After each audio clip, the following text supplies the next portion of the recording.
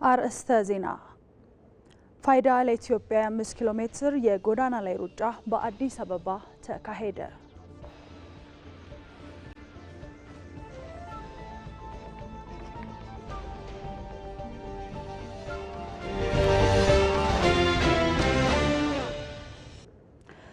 ልዩ የኢኮኖሚ ዞኖች ብዝሃ ኢንቨስትመንትን በማስፋት ተጨባጭ ውጤት እያመጣ መሆኑን የኢንዱስትሪ ፓርኮች ልማት ኮርፖሬሽን ገለጸ።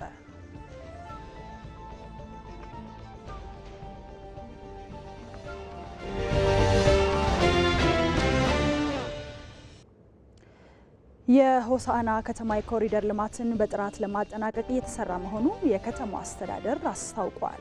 በተመሳሳይም በባቱ ከተማ እየለማ የሚገኘው የኮሪደር ልማት ለከተማዋ የቱሪዝም እድገት ፋይዳው የጎላ መሆኑ ተገልጿል።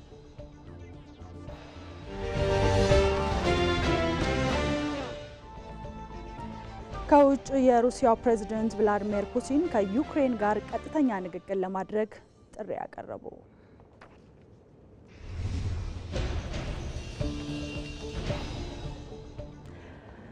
ግንቦት 3 2017 ጤና ይስጥልን ተመልካቾች፣ እንዴት ቆይታችኋል? 7 ሰዓት ሆኗል። ከኢትዮጵያ ቴሌቪዥን የሰዓቱን ዜናዎች ወደ እናንተ እናደርሳለን። ኤልሻዳይ ወንድማገኝ ነኝ። አብራችሁን ሁኑ። ወደ ቀዳሚው አልፋለሁ። ፋይዳ ለኢትዮጵያ 5 ኪሎ ሜትር የጎዳና ላይ ሩጫ በአዲስ አበባ ተካሄደ። ሩጫው በፋይዳ ጥቅሞች ዙሪያ ግንዛቤ ለመፍጠር ከፍተኛ አስተዋጽኦ እንዳለው ተገልጿል። አባዲ ወይናይ ፋይዳ ለኢትዮጵያ የ5 ኪሎ ሜትር የጎዳና ላይ ሩጫ በአዲስ አበባ ሲካሄድ ከ25000 በላይ የከተማዋ ነዋሪዎች ተሳትፈዋል። የአዲስ አበባ ምክትል ከንቲባ ጃንጥራር አባይ ባስጀመሩት መርሃ ግብሩ በፋይዳ ምዝገባ ላይ ያለውን የህብረተሰብ ግንዛቤ ለማሳደግ ዓላማ ያደረገ ነበር። የአዲስ አበባ የሲቪል ምዝገባና የነዋሪነት አገልግሎት ኤጀንሲ ዋና ዳይሬክተር ዮናስ አለማየሁ በፋይዳ ጥቅም ዙሪያ ግንዛቤ ለመፍጠር ይህ የጎዳና ላይ ሩጫ ከፍተኛ አስተዋጽኦ አለው ብለዋል።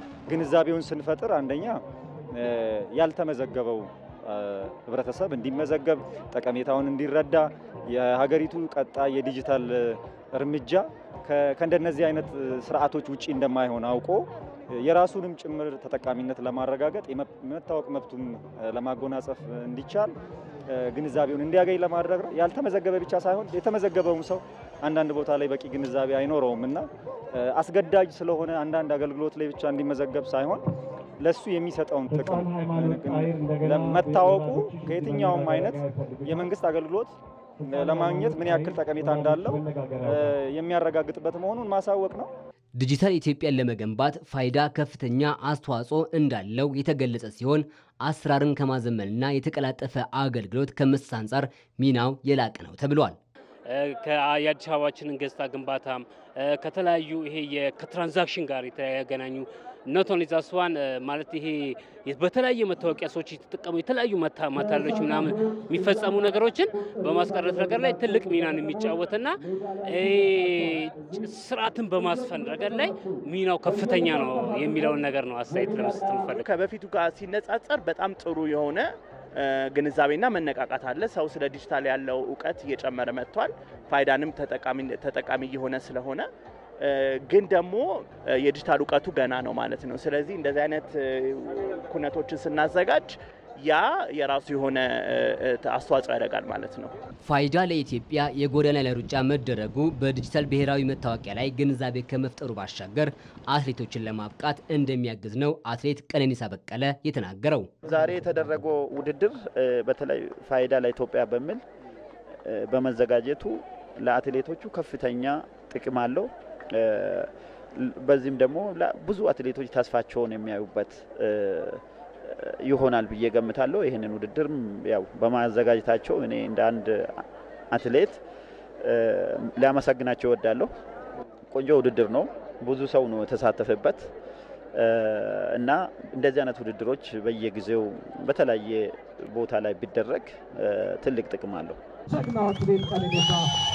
በፋይዳ ለኢትዮጵያ ሩጫ የከተማዋ ነዋሪዎች፣ ከፍተኛ የመንግስት የስራ ኃላፊዎች እንዲሁም አትሌቶች ተገኝተዋል። ውድድሩን ላሸነፉ አትሌቶችም ሽልማት ተበርክቶላቸዋል። የተወደዳችሁ ተመልካቾቻችን በዚህ ጉዳይ ላይ ደግሞ ተጨማሪ ማብራሪያ ሊሰጡን በብሔራዊ መታወቂያ ፕሮግራም የምዝገባ ዳይሬክተር አቶ ሄኖክ ጥላሁን እዚህ ስቱዲዮ ተገኝተዋል። አቶ ሄኖክ ስለመጡ እናመሰግናለን። ስለ ጊዜዎትም አመሰግናለሁኝ። ስለጋበዛችሁ እኔም አመሰግናለሁ። ቀድመን እንደተከታተልነው ከሆነ ፋይዳ የብሔራዊ መታወቂያ አገልግሎት ላይ በተለይ ለኢትዮጵያ የ5 ኪሎ ሜትር የጎዳና ላይ ሩጫ ተካሂዷልና ይህ ሩጫ መካሄዱ ፋይዳው ምንድነው ከሚለውን ጀምር። እሺ ጥሩ። ይሄ የጎዳና ላይ ሩጫ ሲካሄድ 3 ዋና ዋና ዓላማዎችን ይዞ ነው። በመግቢያው ሪፖርት ላይ እንደሰማ ነው ዋናው የመጀመሪያው ዓላማ ግንዛቤን ማስጨበጥ ነው። ይሄ ሩጫ አዲስ አበባ ይካሄድ እንጂ ኢቢሲን ጨምሮ በብዙ ሚዲያዎች በቀጥታ በሀገሪቱ ሁሉ ይተላልፏል። ስለዚህ እስካሁን ስለ ፋይዳ ግንዛቤ ያላገኙ ወይም ደግሞ በተለያየ ምክንያት ብዥታ ያለባቸው የተሟላ መረጃ ያላገኙ ጥያቄ ውስጥ ያሉ ሰዎች በቂ መረጃ ማግኘት እንዲችሉ ፋይዳ ጥቅሙ ምን እንደሆነ፣ አገልግሎቱ ምን እንደሆነ፣ ለምን እየተሰራ እንዳለ፣ በምን ሁኔታ ላይ እንዳለ እንዲያውቁና ዜጎች፣ ነዋሪዎች የዚህ የፋይዳ ዲጂታል መታወቂያ አገልግሎት ተጠቃሚ መሆን እንዲችሉ ግንዛቤን ለማስጨበጥ ጥያቄዎች የሚነሱ ጉዳዮች ላይ ደግሞ ማብራሪያን በተለያዩ ሚዲያ በነበሩት እንቅስቃሴዎችም ለመስጠት የታሰበ ነው። ሁለተኛው ደግሞ የፋይዳ ዲጂታል መታወቂያ ብቻውን ያለ ሳይሆን በዲጂታል መሰረተ ልማት ውስጥ አንዱ ቁልፍ አስቻይ የሆነ መሰረተ ልማት ነው። እንግዲህ ቅድም በሪፖርት እንደተገለጸው ዲጂታል ኢትዮጵያ 2025 እቅድ ተይዞ እየተሰራ ነው። የመንግስት አሰጣጥን ወደ ዲጂታል አገልግሎት መቀየር፣ ዞሮ ዞሮ ደግሞ በዓለም አቀፍ ደረጃ ያለው የዲጂታላይዜሽን መስፋፋት አለና እኛም ከዚህ ተጠቃሚ መሆን እንድንችል የመንግስት አገልግሎት አሰጣጥ መቀላጠፍ እንዲችል ዜጎች በምቾት ባሉበት ስፍራ አገልግሎቶችን በቀላል ሁኔታና እምነት በሞላበት ማዕቀፍ ውስጥ ማግኘት እንዲችሉ ይሄንን ማስፋፋት እንዲቻል የፋይዳ ዲጂታል መታወቂያ አስቻይ ስለሆነ ፋይዳን እያስታወቅን ከዛ በተጨማሪ ደግሞ በዲጂታል ቴክኖሎጂ ዙሪያ የህብረተሰቡን ንቃተ ህሊና ከፍ ማድረግ ነው። ሶስተኛው ደግሞ እንግዲህ እኛ ባለፉት 3 ዓመታት ወደ 15 ሚሊዮን አካባቢ ነዋሪዎችን መዝግበናል። ይሄ ቁጥር በአጭር ጊዜ ከፍ እንዲል ይጠበቃል። በዚህ ዓመት መጨረሻ እንኳን እስከ 23 ሚሊዮን እንደርሳለን ብለን እየሰራን ያለ ነው። በ2 ዓመት በኋላ ደግሞ 90 ሚሊዮን እንደርሳለን። ስለዚህ ይሄ ሊሆን የሚችለው ዜጎች፣ ነዋሪዎች በየአካባቢው በሁሉም በገጠር በከተማ በነቂስ በመውጣት ንቁ ተሳትፎ እያደረጉ መመዝገብ ሲችሉ ነው። ስለዚህ እስካሁን የነበሩት የመሰረተ ልማቶች ውስን ስለነበሩ የመዝገቢያ መሳሪያዎች አናሳነት ስለነበረ ትንሽ ወደ ኋላ መዘግየት ነበር። አሁን ግን ወደ 5000 የሚጠጉ የመዝገቢያ መሳሪያዎች በሁሉም ክልልና ከተማ አስተዳደሮች አብዛኞቹ ከተሞችና አንዳንድ ጊዜም ወደ ገጠር ገባ እያልን እያዳረስን ስለሆነ ሰዎች እንዲመዘገቡ ወደ ፋይዳ ቶሎ ቶሎ እንዲመዘገቡ ብዙ ሰዎች ወደዚህ ስርዓት ቶሎ በገቡ ቁጥር ብዙ አገልግሎቶች ደግሞ ዲጂታል በሆነ መልኩ ትረስትድ በሆነ መልኩ ተጠቃሚዎች መድረስ ይችላሉና ይሄንንም ደግሞ ለማበረታታት ዜጎች በፍጥነት ፋይዳን እንዲመዘገቡ ለመቀስቀስ የታለመ ዓላማ ነው። እንግዲህ ይሄ የጎዳና ላይ ሩጫ ሲዘጋጅ ብዙ አካላት ተሳትፎበት የተዘጋጀ ነው። በዋናነት ያዘጋጁት ብሔራዊ መታወቂያ ፕሮግራም በአዲስ አበባ ከተማ አስተዳደር ሲቪል ምዝገባና የነዋሪዎች አገልግሎት ከማዕከል ጀምሮ እስከ ክፍለ ከተማ ድረስ ያለው አደረጃጀትና አመራር በጠቅላላ እንዲሁም የአዲስ አበባ ወጣቶችና ስፖርት ቢሮ በዋናነት አዘጋጅተውታል። ግን እዚህ በተለይ ዛሬ የነበረውንም ተግባር ለማቀናጀት የአዲስ አበባ ሰላምና ጸጥታ ቢሮ፣ ትራፊክ ማኔጅመንት ኤጀንሲ ከከንቲባ ጽሕፈት ቤት ጀምሮ ሰፊ አካላት ተረባርበው ይሄንን የተሳካ ሩጫ ለማድረግ ተችሏል። እንዲሁ ደግሞ አጋር አካላቶች ይሄ የሚያስፈልገው ወጪ እንዲሸፈን የሚያስፈልጉት ነገሮች ሁሉ እንዲሟሉ በጣም መጠነ ሰፊ ድጋፍ አድርገዋል። እነሱም በጣም ለማመስገን እንፈልጋለን። በመጀመሪያ ኢትዮ ቴሌኮም ነው፣ የኢትዮጵያ አየር መንገድ፣ የኢትዮጵያ ንግድ ባንክ፣ የኢትዮጵያ ፖስታ፣ ስኬት ባንክና እንዲሁም የእናንተ ሚዲያ ሌሎችም ሚዲያዎችን ጨምሮ ሰፊ ሽፋን ተሰጥቷልና በዚህ ውስጥ ይሄ እንዲሳካ በጎ አስተዋጽኦ ላደረጉ ሁሉ ከፍተኛ ምስጋናችንን ለማቅረብ እንወዳለን። መልካም። እንግዲህ ፋይዳ በተለይ በአዲስ አበባ ብሎም ደግሞ በሀገራችን የተለያዩ ክፍሎች ፋይዳ መታወቂያን ለማውጣት ያሉ ሰዎች ተነሳሽነታቸው ምን ይመስላል? እንዲሁም ደግሞ አሁን ያለበት ቁጥራቸውስ ምንድን ነው? የግንዛቤው ስራ እንዴት እየተሰራ ነው? እንደ ሀገርስ ጥቅሙ ምንድን ነው የሚለውን ይንገሩ። በጣም ጥሩ እንግዲህ እዚህ አዲስ አበባ አካባቢ ላይ በርካታ ነዋሪዎች ተመዝግበዋል። ወደ 5 ሚሊዮን አካባቢ የሚጠጋ እንግዲህ አብዛኛው ከአቬይላቢሊቲም ጋር ተያይዞ ለብዙ ነገሮች ቅርብ ስለሆነ ይሄ ተፈጥሯል። ግን በሌሎች ክልሎችም ይሄ እንቅስቃሴ እየሰፋ ነው። እንግዲህ ከተደራሽነት አንጻር ሁሉም ቦታ ላይ በአንዴ መድረስ ስላልቻልን በየአካባቢው ምዝገባው በእኩል ሁኔታ ሊጀመር አልቻለም። አንዱ እሱ ነው። ሌላኛው ደግሞ የግንዛቤ ክፍተት እዚህም እዛም ይታያል፣ ካለመረዳት፣ ስለ ጉዳዩ ካለመረዳት። ሁለተኛ ደግሞ ይሄ ዲጂታል ስርዓት አዲስ ስርዓት ስለሆነ አዲስ ስርዓት ሲመጣ ሁልጊዜ ግርታ ይኖራል። አንዳንድ ጊዜ ደግሞ ውዥንብሮች ሊኖሩ ይችላሉ፣ እውነተኛ ያልሆኑ መረጃዎች ሊሰራጩ ይችላሉ። ስለዚህ የዛሬው በአትሌቲክስ ስፖርት ተጠቅመን ሰፊን ህብረተሰብ በማሳተፍ እንዲህ አይነት የግንዛቤ ማስጨበጫ ማስፋፊያ ስራዎች እየሰራ ነው። ከዚህ ባሻገር በሚዲያ በተለያዩ ሚዲያዎች የግንዛቤ ማስጨበጫ ስራዎች እየተሰሩ ነው። ለአገልግሎት ሰጪዎች እንደዚሁ ስራን ለሚመሩ የፋይዳ ስራ እንዴት ነው የነሱ ስራና የፋይዳ ስራ ተቀናጅቶ እንዴት ሊሰራ ይችላል፣ ለሀገር የሚያመጣው ፋይዳ ምንድን ነው በሚሉት ላይ ተከታታይነት ያለው የግንዛቤ ማስጨበጥ ስራ እየሰራን ነው። እንግዲህ አሁን ጥሩ ህዝቡ እየተረዳው ነው ከበፊት ይልቅ። ግን አሁንም ቢሆን የሚመዘገቡ ሰዎች እንዳሉ ሁሉ የማይመዘገቡ ሰዎች አሉ። ብዙ ጊዜ የሆነ ቦታ ላይ ደርሶ ለሆነ ጉዳይ እስኪፈለግ የመጠበቅ ነገር አለ። አሁን በአብዛኛው አገልግሎቶች ከፋይዳ ጋር እየተያያዙ ነው። ስለዚህ ዜጎች ፈጠን ብለው እንዲመዘገቡ እናበረታታለን። አሁን 15 ሚሊዮን ላይ ደርሰናል። እንግዲህ ጥቅሞቹን ስንመለከት በዋናነት መሰረታዊ የሚባል የመታወቂያ አይነት ነው። የሰዎችን ማንነት አስተማማኝ በሆነ ሁኔታ የባዮሜትሪክ ብለን የምንላቸው መረጃዎች ላይ በመመስረት ማረጋገጥ ነው። ይሄ ደግሞ ግለሰቦች ዩኒክ ወይም የተለዩ መሆናቸውን ለማረጋገጥ ስለሚያግዝ ነው ማለት ነው። ስለዚህ ይሄ ማንነቱ የተረጋገጠ ግለሰብ የተለያዩ አገልግሎቶች ላይ ሲሄድ ያ ግለሰብ ራሱ መሆኑን የማንነት ማረጋገጥ አገልግሎት ይሰጣል ማለት ነው። ሁለተኛው የማይናበቡ መንግስት አገልግሎቶች፣ ሌሎች አገልግሎቶች አሉ። እርስ በርስ ለማናበብ አንድን ዶክመንት ከሌላ ሰጪው አካል እንደወጣ በትክክለኛነቱን ለማረጋገጥ ብዙ ወጪ ጊዜ የሚጠፋበት አለ። አሁን አገልግሎቶች ከፋይዳ ጋር በሂደት እያንዳንዱ ሲተሳሰሩ አገልግሎቶቹ በፊት እርስ በርስ የማይናበቡት አሁን እርስ በርስ መናበብ ይጀምራሉ ማለት ነው። ስለዚህ ይሄ በጣም የተቀላጠፈ የአገልግሎት አሰጣጥ ምህዳርን ይፈጥራል ማለት ነው። ትልቁ ሌላኛው ደግሞ የመተማመኛ ማዕቀፍ ነው። አገልግሎት ሰጪዎች እና አገልግሎት ተቀባዮች እርስ በርስ እንዲተማመኑ ያስችላቸዋል ማለት ነው። ሌሎች መጠነ ሰፊ ጥቅሞች አሉ። ተደምሮ ግን የሀገሪቱን ኢኮኖሚ በከፍተኛ ሁኔታ ያነቃቃል ተብሎ ይታሰባል። ካለን ሰዓት አንጻት በጣም ሰፊ ነው። እንግዲህ የፋይዳ መታወቂያና በብሔራዊ መታወቂያ ፕሮግራም ምዝገባ ዳይሬክተር ሄኖክ ጥላሁን ስለ ጊዜው እጅግ አድርጌ ነው የማመሰግነው። መልካም ቀን ይሁንልዎት። እኔም በጣም አመሰግናለሁ።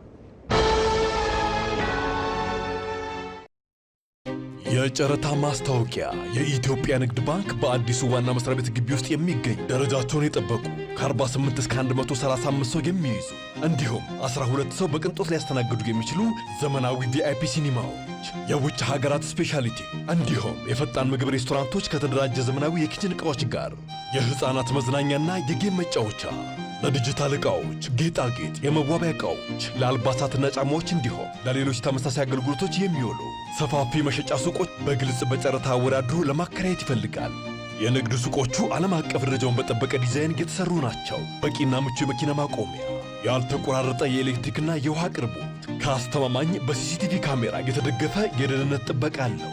የንግድ ማዕከሉ በሚገኝበት ግቢ ውስጥ ከ3500 በላይ የባንኩ ሰራተኞች መኖራቸው እንዲሁም የስብሰባ ማዕከሉ ትልልቅ ስብሰባዎች የሚደረግበት መሆኑ በተጨማሪ ወደ ባንኩ የሚመጡ የባንክ ደንበኞችና ጎብኚዎች ከፍተኛ የባንክ ፍሰትን ስለሚፈጥሩ የንግድ ማዕከሉን ተመራጭ አድርገዋል። በመሆኑም በጨረታው መሳተፍ የሚፈልጉ ህጋዊ ተጫራቾች የጨረታውን ዝርዝር መረጃ ቫቲካን ኤምባሲ አካባቢ ከሚገኘው የባንኩ የፋሲሊቲዎች አስተዳደር ህንፃ የምድር ቤት እስከ ግንቦት 5 ድረስ ማግኘት ይችላሉ። ባንኩ ጨረታውን ሙሉ በሙሉ ወይም በከፊል የመሰረዝ መብቱ የተጠበቀ ነው።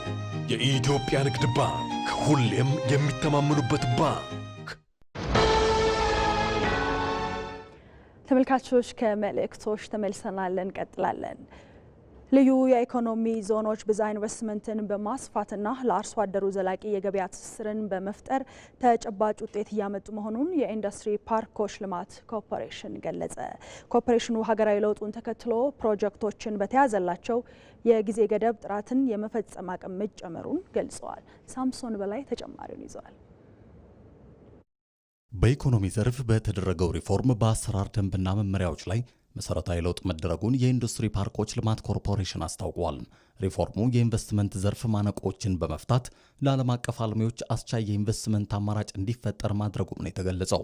የኢንዱስትሪ ፓርኮች ልማት ኮርፖሬሽን ምክትል ስራ አስፈጻሚ ዘመን ጁነዲ ልዩ ኢኮኖሚ ዞኖች ካሏቸው 177 ሼዶች 150ዎቹ በአገር ውስጥና በውጭ ባለሀብቶች መያዛቸውን ገልጸው እንደ ጅማ፣ ባህር ዳርና ሐዋሳ ያሉ ልዩ ኢኮኖሚ ዞኖች አዳዲስ ኢንቨስትመንት እየሳቡ መሆናቸውንም አስታውቀዋል። በዚህም የኢንዱስትሪ ፓርኮች ልማት ኮርፖሬሽን ባለፉት 9 ወራት 80 አዳዲስ ኢንቨስትመንት ወደ ልዩ ኢኮኖሚ ዞኖች ማስገባት መቻሉን ተገልጿል። በድሬዳዋ ነፃ የንግድ ቀጠና የተጀመረው የሎጂስቲክስና ንግድ አዲስ እሳቤ መሆኑን ገልጸው ብዝሃ ኢንቨስትመንትን በማሳለጥ የጎላ ሚና እንዳለውም ተናግረዋል። ቦሌ ለሚ በአዳማ ስፔሻል ኢኮኖሚ ዞኖቻችን አሁን ላይ ሙሉ ለሙሉ በዓለም አቀፍና በአገር ውስጥ ባለሀብቶች የተያዙበት ሁኔታ ነው ያለው።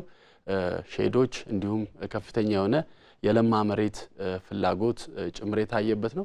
የዚህ ዓመትን እንኳን ብንመለከት ባለፉት 9 ወራት ከ80 በላይ አዳዲስ ኢንቨስትመንቶች ወደ እነዚህ ስፔሻል ኢኮኖሚ ዞኖች ውስጥ ገብተዋል።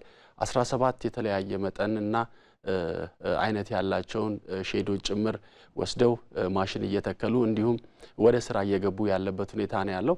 ከለማ መሬት ጋር ተያይዞ ብናይ 46 ሄክታር የሚደርስ የለማ መሬት በእነዚህ ስፔሻል ኢኮኖሚ ዞኖች ውስጥ በተለያዩ ዓለም አቀፍና የሀገር ውስጥ ባለሀብቶች የተያዘበት ሁኔታ ነው ያለው። አሁን ላይ በተጨባጭ በስፔሻል ኢኮኖሚ ዞኖቻችን ካሉን 177 የተለያዩ ሼዶች ውስጥ 150 ያህሉ በአገር ውስጥና በዓለም አቀፍ ባለሀብቶች የተያዘበት ሁኔታ ነው ያለው። ቀሪዎቹ ላይም በርካታ ሪኩዌስቶች ያሉበት ሁኔታ ነው ያለው።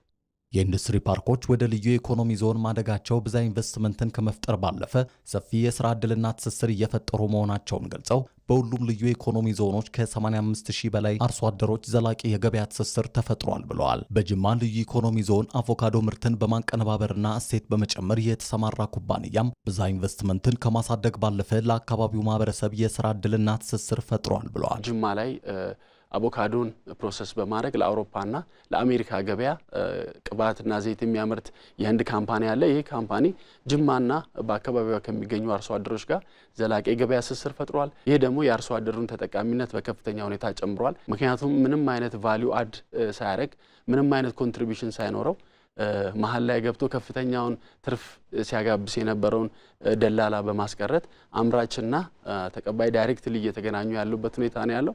በሐዋሳ ልዩ ኢኮኖሚ ዞን በሶላር ኢነርጂ ላይ የተሰማራ የውጭ ድርጅት $100 ሚሊዮን ሀብት ያስመዘገበ ኩባንያ ስራ መጀመሩን ጠቅሰው ይኸውም ባለፉት 9 ወራት የተመዘገበ መሆኑን ገልጸዋል። ባለፉት 9 ወራት ከ100 ሚሊዮን የአሜሪካን ዶላር በላይ ያስመዘገበ ዓለም ላይ ቶፕ 10 ውስጥ ከሚገኙ የሶላር ኢነርጂ አምራች ካምፓኒዎች መካከል ከቬትናም መጥቶ ሐዋሳ ላይ ስራ የጀመረበት ሁኔታ ይታወቃል። ይህ በተለይ ለኢትዮጵያ በቴክስታይል እና ጋርመንት እና በተወሰኑ ዘርፎች ላይ ብቻ አተኩሮ ለነበረው ኢንቨስትመንት ሌላ ኦፖርቹኒቲ ዞን የመጣው ኢትዮጵያ ደግሞ በታዳሽ ኃይልና ስፔሻል ኢኮኖሚ ዞኖቹ ካላቸው ከፍተኛ የሆነ የኃይል አቅርቦት አንፃር ለዚህ ኢንቨስትመንት የበለጠ ተመራጭና ዋነኛ መዳረሻ አድርጓቸዋል። ከዚህ ባሻገር ባለፉት 9 ወራት በባህር ዳር ልዩ የኢኮኖሚ ዞን በግብርና ምርቶች ማቀነባበር ላይ የተሰማራ የውጭ ድርጅት $1.5 ሚሊዮን ፈሰስ በማድረግ ስራ መጀመሩን የዘገበው ኢዜአ ነው። በቅርብ ዓመታት የተጀመሩ የግብርና ኢኒሼቲቭ ስራዎች በሐረሪ ክልል የአርሶ አደሩን ሕይወት እንዲሻሻል እያደረጉ መሆኑ ተገለጸ። በክልሉ በመስኖ በዓመት 3 ጊዜ ማምረት መጀመራቸውንም የወረዳው ነዋሪዎች ተናግረዋል። አቤል ሙሉጌታ። የሐረሪ ክልል ካሉ 9 ወረዳዎች 3ቱ የገጠር ወረዳዎች ሲሆኑ 12000 ሄክታር የሚጠጋ መሬትም የሚታረሳለው። በእነዚህ ወረዳዎች በዓመት አንድ ጊዜ በቆሎና ማሽን ላይ መረተባቸው የነበሩ ቢሆንም አሁን ላይ የበጋ መስኖ ተግባራዊ በማድረግ አርሶ አደሩን ከሴፍቲነት ተረጅነት ለማላቀቅ የተጀመሩ የግብርና ኢኒሼቲቮች ውጤት እያመጡ ነው። አርሶ አደር ከድር አልዋንና አብዲ በከር በክልሉ የረር ወረዳ ዶዶታ ቀበሌ ነዋሪ ናቸው። የከርሰ ምድር ውሃን በማውጣት የተለያዩ መስኖ ስራዎችንም እየሰሩ ነው። የበጋ መስኖ ከጀመሩ በኋላም በዓመት 3 የተለያዩ አትክልቶችን እያመረቱ ለገበያም እያቀረቡ መሆኑንም ይናገራሉ። አንጋ ጀልዚኔ ገልን ኦምሹሞ በቆሎ ጋታከቲ መስኖ ከመጀመሩ በፊት በዓመት አንዴ በቆሎ ነበር የምናመርትበት። ለዓመት አንዴ 20 ኩንታል ብቻም ነበር የምናገኘው። በበጋ እንዲሁ ነበር መሬቱ የሚቆየው። ምንም አንሰራበትም ነበር። የቤት እንስሳዎቻችን መዋያም ነበር። አሁን ግን በብዙ መንገድ ገንዘብ እያገኘንበት ነው። በቆሎው ሲነሳ ሽንኩርትና ቲማቲም እናመርታለን። የግብርና ባለሙያዎች ስልጠና ሰጥተውን ሌላ ቦታም ልምድ ወስደን ነው ወደዚህ ስራ የገባ ነው። ከቀበሌ እስከ ክልል ያሉ አመራሮች ያግዙናል። 3 እያመረትን ነው። አምርተን መጀመሪያ አካባቢ ገበያ ተቸግረን ነበር። አሁን ግን ሀረር ከተማ ላይ ስላሴ በሚባል ቦታ ተመቻችቶልን እየሸጥን ነው። ሌላኛው አርሶ አደር ኢድሪስ ሙሜ በክልሉ ሶፊ ወረዳ ቡርቃ ቀበሌ ነዋሪ ሲሆን መንግስት ባቀረበለት ሶላር የከርሰ ምድር ውሃን በማውጣት በበጋ መስኖ ሽንኩርት እያመረተም ይገኛል። ዮቲቃቴ ኩምታላ ዲበሰዲ የኳዲ በለማፍሸንተማ ትልማማን በግምት 300 ወይም 250 ኩንታል ምርት እንጠብቃለን። ይህ ለሁለተኛ ጊዜ ነው። ከዚህ በፊት ውሃ የምናወጣው በኤሌክትሪክ ነበር። እሱ ደግሞ ስለሚቆራረጥ በስራችን ላይ ጫና ነበረው። መንግስት ልፋታችንን በመረዳት ሶላር አምጥቶልን አሁን ይኸው የምታዩት በሶላር የሰራነውን ነው። በጣም ነው የምናመሰግነው።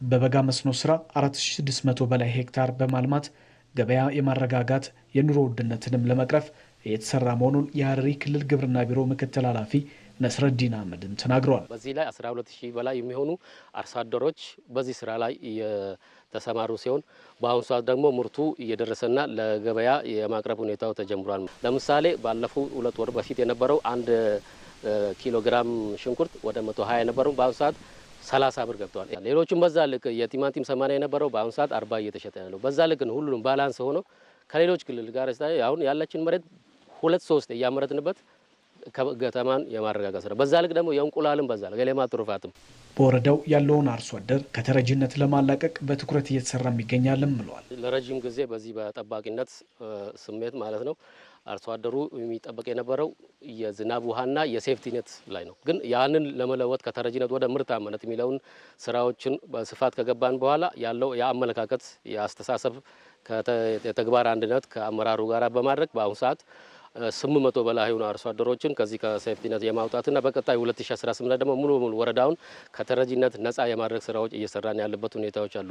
በክልሉ በግብርና ኢኒሺዬቲቭ የተሰሩ ስራዎችም የዜጎችን ኑሮ ከማሻሻል ባለፈ አስተሳሰብን የቀየሩ ተግባራት እንደሆኑም በወረዳው ጉብኝት ያደረጉት የመንግስት ኮሚኒኬሽን አገልግሎት ሚኒስትር ዴኤታው አቶ ተስፋውን ጎበዛይም ተናግረዋል።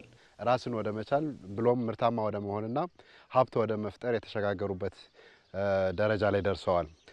ከዚህ የምንረዳው ነገር እንግዲህ ባለፉት 3 ዓመታት እዚህ መሬት ላይ የተለየ ነገር አልመጣም።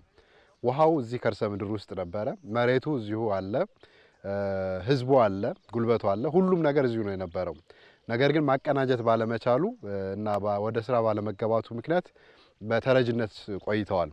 አሁን ግን በአመራር ቁርጠኝነትና በመንግስት ኢኒሼቲቮች ከተረጅነት ወደ ምርታማነት በአጭር ጊዜ መሸጋገር በሚለው የመንግስት ኢኒሼቲቭ የወረዳው፣ የዞኑ፣ የክልሉ አመራሮች በወሰዱት ቁርጠኛ እርምጃ በአጭር ጊዜ ከድህነት እየወጡ ከተረጅነት እየወጡ ይገኛሉ።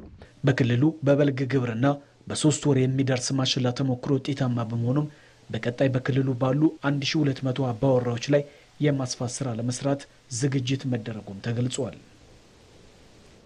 በምርምር የተሻሻሉ የሰብል ዝርያዎችን በማፍላት ምርታማነትን ለማሳደግ እየሰራ መሆኑን የቁሉምሳ ግብርና ምርምር ማዕከል ገለጸ። የአርሶ አደሩን ምርታማነት ለማሳደግ ጉልህ አስተዋጽኦ እንደሚያደርግ የጠቆሙት ኃላፊው በቀጣይም የተጠናከረ ስራ ይሰራል ብለዋል። በቅርብ በቴክኖሎጂ ያወጣናቸውን በምርምር በቅርብ ያፈለቅናቸውን የማስተዋወቅ ስራ ነው የምንሰራባቸው። ያ ማለት ምን ማለት ነው? ማህበረሰቡ አርሶ አደሩ ማያቀውን እንዲያቅ ማድረግ ማለት ነው። እንዲያቅ በምናደርግበት ጊዜ ውስጥ ፍላጎትን እንፈጥራለን ማለት ነው። ባለፈው አመት ስንዴ ከዚህኛው በምንድን ነው የሚለየው የሚለውን ነገር ራሳቸው እንዲያወዳድሩትና ፍላጎት ውስጥ እንዲገባ ይደረጋል። ከዛም በኋላ የነሱ ፍላጎት ላይ ተሞርክዘን ደግሞ እና እኛ ትኩረት ሰጥተን ዘሩን እናባዛለን ማለት ነው። አካባቢን የሚላመዱ ለተሻለ ወይ ደግሞ ለቆላ አካባቢ ደግሞ ወይና ደጋ አካባቢ የሚሆኑ እስከ ደጋ የሚሆኑ ዝርያዎችን ነው የምናበቅለው። እንግዲህ ደጋን ስናስብ በሽታ ሊኖር ይችላል፣ የዝናብ መለወጥ፣ የአየር መለወጥ ሊኖር ይችላል።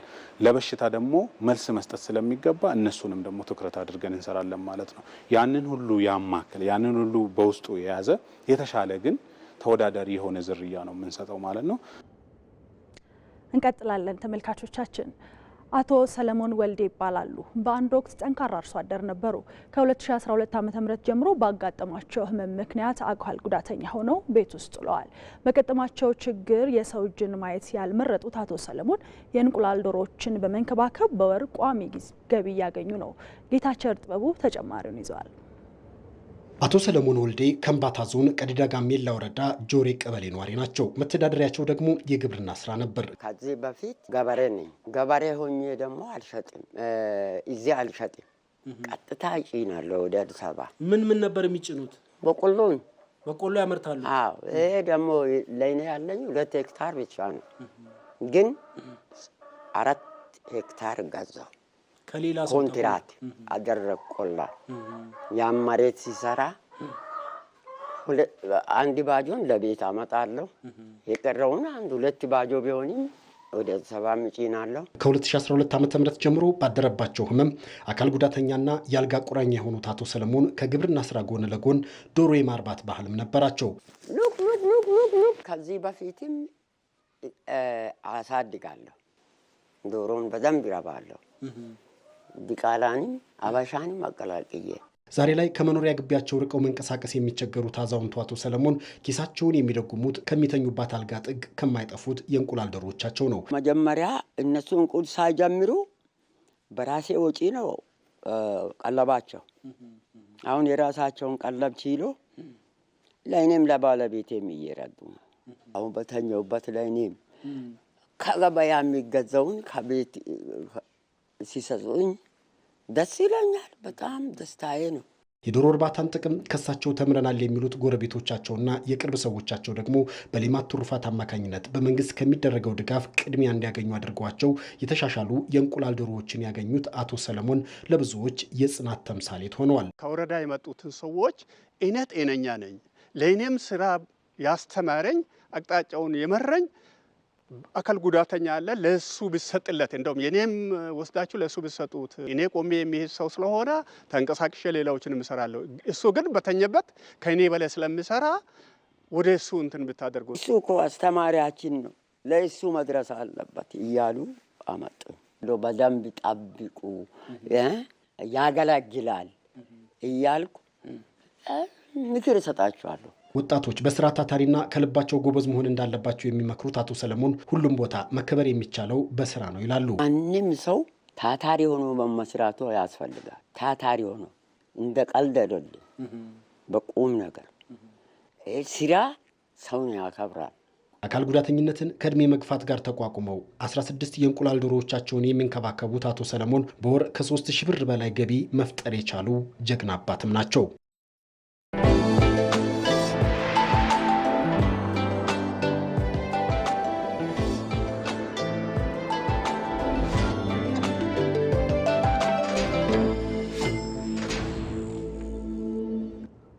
ተመልካቾች አሁንም ዜናዎቻችን እንደቀጠሉ ናቸው። ኤሌክትሪክ ኃይልን ለዜጎች ለማድረስ የሚደረገው ጥረት ስኬታማ እንዲሆን ተፈጥሯዊ የኃይል አማራጮችን በሚገባ መጠቀም እንደሚያስፈልግ የውሃና ኢነርጂ ሚኒስቴር አስታወቀ። በደቡብ ኢትዮጵያ ክልል ጋሞ ዞን ካምባ ወረዳ የተገነባውን የ15 ኪሎዋት የኤሌክትሪክ ኃይልን የማመንጨት አቅም ያለው የዲንጋሞ ፒኮ ሃይድሮ ፓወር ፕሮጀክት ተመርቆ አገልግሎት መስጠት ጀምሯል። ተመስገን ተስፋዬ የአርባ ምንጭ ዩኒቨርሲቲ ክርስቲያናይድ ከተሰኘ ግብረሰናይ ድርጅት ጋር በመሆን ያስገነባው የዲንጋሞ ፒኮ የሃይድሮኤሌክትሪክ ኃይል ማመንጫ ፕሮጀክት የሕዝብ ተወካዮች ምክር ቤት ዋና አፈ ጉባኤ አቶ ታገሰ ጫፎ፣ የደቡብ ኢትዮጵያ ክልል ርዕሰ መስተዳድር አቶ ጥላሁን ከበደና ሌሎች ከፍተኛ አመራሮች በተገኙበት ተመርቆ አገልግሎት መስጠት ጀምሯል። በመርሃ ግብሩ ላይ የተገኙት የውሃና ኢነርጂ ሚኒስትር ዴኤታ ዶክተር ኢንጂነር ሱልጣን ኦሊ በሀገር አቀፍ ደረጃ የኤሌክትሪክ ኃይል ተጠቃሚ ሕዝብ ቁጥር 54 ከመቶ ብቻ መሆኑን በመጥቀስ ብርሃንን ለዜጎች ለማዳረስ በሚደረገው ጥረት ውስጥ የተፈጥሮ ጸጋዎችን በአግባቡ መጠቀም እንደሚያስፈልግ ገልጸዋል። ሌሎች የተፈጥሮ ጸጋዎቻችንን በአግባቡ መጠቀም ይኖርብናል። ከዚህ ውስጥ የፀሐይ ኤነርጂ አንዱ ነው። ላለፉት ዓመታት የተከበረው አፈ ጉባኤ በአፍሪካ አስደማሚ የሆኑና በግዙፍነታቸው የታወቁ ትላልቅ የሶላር ፕሮጀክቶችን አስመርቀን ለህዝባችን አገልግሎት አብቅተናል። 2 ሜጋዋት ፓወር ለመጀመሪያ ጊዜ በአፍሪካ ስናስመርቅ ለዛሬ 4 ወር አካባቢ ነው። ሌላው ተፈጥሮ ምንጫችን የሚኒ ሃይድሮ ነው ወይም ፒኮ ሃይድሮ ማለትም ከስሞል ሃይድሮ በታች ያሉ ሃይድሮች በአጠቃላይ ማለት ያህል ነው። ስለዚህ እነኚህ ቴክኖሎጂዎችን እነኚህ የሃይድሮ ፓወር ፕሮጀክቶችን ጀነሬት ማድረግ የህዝባችንን ተጠቃሚ ማድረግ ይኖርብናል። ፕሮጀክቱ በዚህ ወቅት ተመርቆ አገልግሎት መስጠት መጀመሩ ለአርባ ምንጭ ዩኒቨርሲቲ ልዩ ትርጉም እንደሚሰጠውና የጥናትና ምርምር ስራዎችን መነሻ አድርጎ መሰራቱን የዩኒቨርሲቲው ከፍተኛ የስራ ኃላፊዎች ተናግረዋል። ዲንጋሞ ፒኮ ሃይድሮ ፓወር ግንባታ በስኬት መጠናቀቅና በዚህ ጊዜ አገልግሎት መጀመር ለዩኒቨርሲቲያችን ልዩ ጠቀሜታ አለው። እንደ አንድ አንጋፋ የምርምር ተቋም በአሁኑ ወቅት ወደ ራስ ገዝ ዩኒቨርሲቲነት ለመሸጋገር ዙሪያ መለስ ሪፎርሞችንና መሰረታዊ ለውጦችን እየተገበርን እንገኛለን። ይህ ስኬት ለምርምርና ለማህበረሰብ ተኮር ስራችን ያለንን ዝግጁነትም ያሳያል። አሁን በዋናነት ፍልስፍናው እየሄደ ያለው የማህበረሰብ ግንኙነት ስራዎች ጥናትና ምርምርን መነሻ ያደረጉ እንዲሆኑ ይመከራል። ለአብነት ዛሬ ያስመረቅነው የፒኮ ሃይድሮ ፓወር በጋሞ አካባቢ ያለው የውሃ መቃቀም ምንድነው የሚለውን ጥናት ተከትሎ ተሰራ። ተመልካቾች እንደምትመለከቱት ከፍታ ስፍራ ላይ ነው የምንገኘው። ከዚህ ስፍራ በውሃው ግፊት ሄዶ ነው ኃይል የሚያመነጨው የኤሌክትሪክ ኃይል የሚያገኙትና የአካባቢውን ማህበረሰብ ወደ 600 የሚሆኑ አባወራዎችን ፕሮጀክቱ ተጠቃሚ ያደርጋል።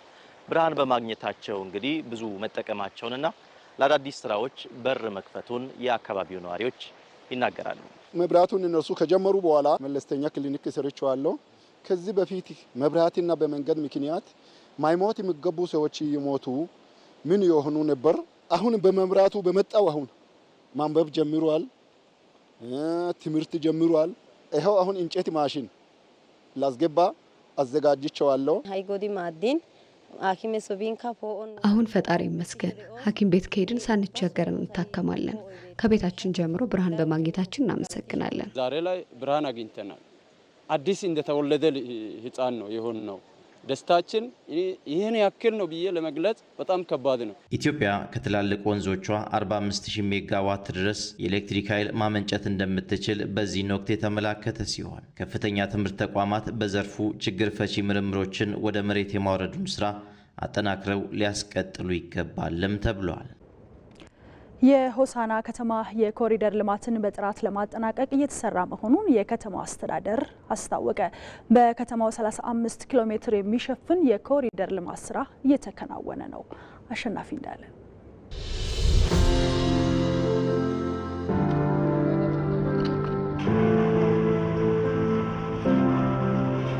በማዕከላዊ ኢትዮጵያ ክልል የኮሪደር ልማት እየተከናወነባቸው ከሚገኙ 7 ከተማዎች ውስጥ አሁን የምንገኝባት የክልሉ ዋና መቀመጫ ሆሳና አንዷ ነች። በሆሳና እየተከናወነ የሚገኘው የኮሪደር ልማት ስራ ምን ይመስላል፣ እንዴት እየተሰራ ነው የሚለውን እንመለከታለን።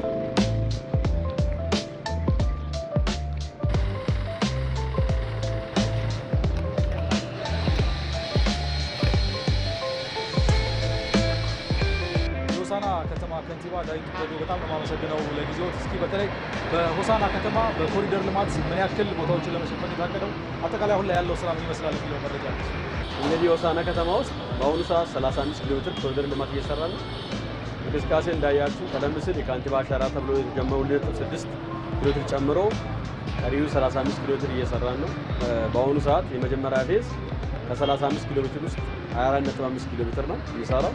በኢትዮጵያ ውስጥ ከሰኔ 30 ሚያል 10.5 አለ። በአጠቃላይ 35 ኪሎ ሜትር አለ። እንዳያችሁ በፍጥነት እየሄደ ነው። የመጀመሪያው 2.6ቱ ዘገምተኛ ነበር፣ ትንሽ ልምድም አልነበረ ነው። ልምድ የመጣ ነው ከአዲስ አበባ ነው። ከዛ በኋላ አሁን ሁሉንም የኮሪደር ልማት መሰረታዊያን ተብሎ የተቀመጡ 4 መስፈርቶችን ያካተተ የእግረኛ መንገድ፣ እንደዚሁ የውሃ አካላት፣ እንደዚሁ የህዝብ መመላለሻ ከነቶች፣ አረንጓዴ ቦታዎችን ያካተተ ኮሪደር ልማት እየሰራን ነው። እዛ ላይ እኛ ተጨማሪ የጨመርናቸው ነገሮች አሉ። ከአዲስ አበባ ከወሰኑት ልምድ ምንድነው ብሔር ብሔረሰቦችን የሚገልጽ የኢትዮጵያ ብሔር ብሔረሰቦችን ሆሳና የሁሉም ኢትዮጵያዊ እንደሆነ እንዲታወቅ እዚህ ከተማ የሚገባ ሰው በዛ ላይ በዲዛይኑ አካተናል። ሁለተኛ ከመሰረታዊያን ውጪ የመኪና ለምሳሌ የመኪና ነዳጆች ናቸው ዙሩ ከተማ የምንጠቀመው። ወደፊት ዓለም ውስጥ የአየር ብክለት ጋር ተያይዞ የነዳጅ መኪናዎች ወይም የቤንዚን መኪናዎች ከተሞች እንዲወጡ ታሳቢ ይደረጋል። ይህን ታሳቢ ባደረገ መልክ ሆሳና ከተማ ውስጥ የኤሌክትሪክ መኪናዎች የቻርጅ ስቴሽኖች ጨምር ዲዛይኑ ላይ ያካተናል። አጠቃላይ የሚሰራው ስራ በጊዜው ብቻ እንዲጠናቀቅ ማድረግ ሳይሆን ደግሞ በጥራት እንዲጠናቀቅስ በመከታተልና በመስራት ረገድ ያላችሁ እንቅስቃሴ ነው የሚመስለው። አጠቃላይ 35 ኪሎ ሜትሩ በሎት አከፋፍለን የተቋራጭ ምልመላ ላይ አቅም ያላቸው ሊሰሩ የሚችሉ እስከዛሬ በሰራቸው ስራዎች መልካም አፈጻጸማቸው ቆንጆ የሆኑትን መርጠናል።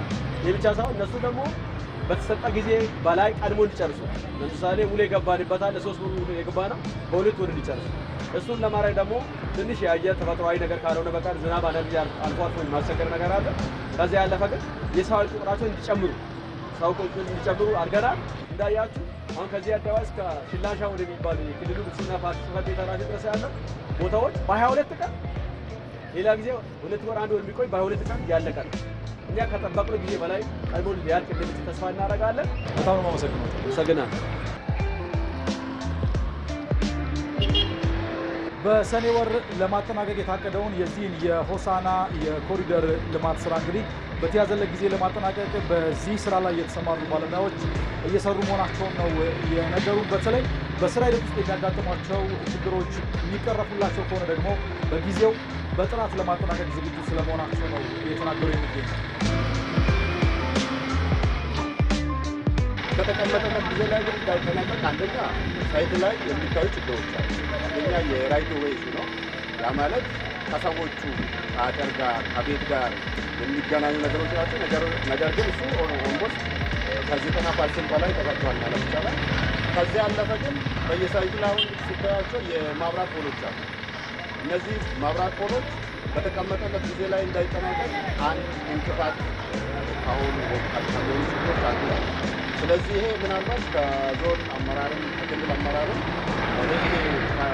በተቀመጠለት ጊዜ ላይ እንዲጠናቀቅ ችግሩ እንዲፈታ እኛም ክትትል እያደረግን ያለን። እነዚህ እንግዲህ የተጀመሩ ስራዎች ሲጠናቀቁ ለሆሳና ከተማ አዲስ ውበትን ያጎናጽፋታል ተብሎ ይጠበቃል። በተመሳሳይም በባቱ ከተማ እየለማ የሚገኘው የኮሪደር ልማት ለከተማዋ ተጨማሪ ውበትን ከማላበስ በተጨማሪ ለከተማዋ የቱሪዝም እድገት ፋይዳው የጎላ መሆኑን የባቱ ከተማ ነዋሪዎች ገለጹ። የኮሪደር ልማቱ በህብረተሰቡ ተሳትፎ እየተገነባ በመሆኑ ግንባታው የተፋጠነ መሆኑን ከተማ አስተዳደሩ አስታውቋል። ሀምራዊት ብርሃኑ የባቱ ከተማ ከተፈጥሮ ሀብት እስከ ጥንታዊ ቅርስ የያዙ ገዳማት ያሉባት ከተማ ናት። እነዚህን ሀብቶች የቱሪዝም መዳረሻ ለማድረግ ከተማዋ በኮሪደር እየለማች ትገኛለች። በከተማዋ እየለማ የሚገኘው የኮሪደር ልማት የደንበልን ሐይቅና ደሴቶቿን ለመጎብኘት የሚመጡ ቱሪስቶች ለማረፊያ እንዲመች ተደርጎ እየተሰራ ነው።